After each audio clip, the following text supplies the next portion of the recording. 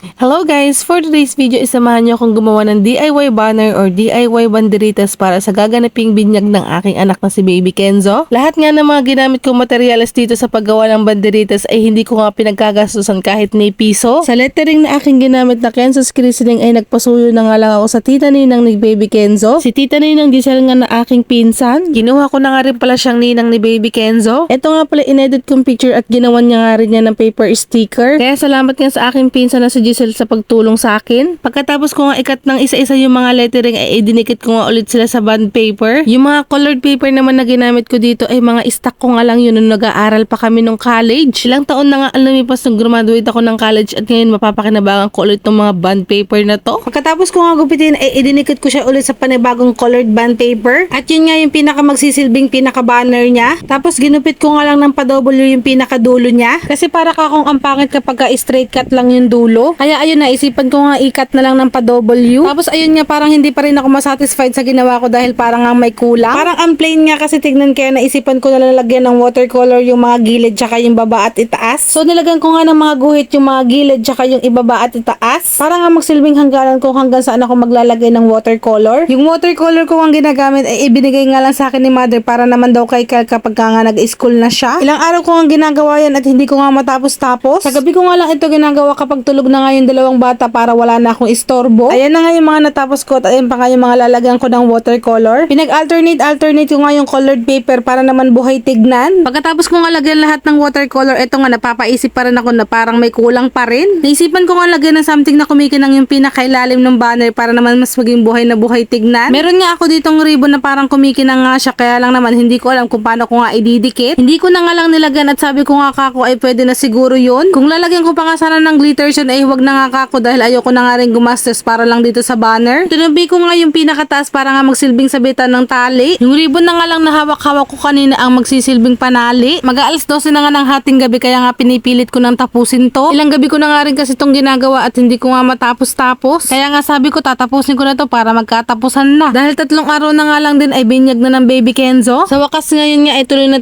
ang binyag ng Baby Kenzo. Medyo antok at pagod na nga ang beshi nyo kaya tatapusin ko na rin itong vlog ko. Please paki-follow nyo naman po itong account ko. Paki-like nyo na rin po itong video ko at mag-comment na rin po kayo. At syempre ang pinakahuli, paki-share nyo na rin po itong video ko. Maraming salamat. Hanggang dito na lang nga muna at sa susunod ulit. Maraming salamat sa panonood at pag-suporta. God bless us all. Mwah, mwah.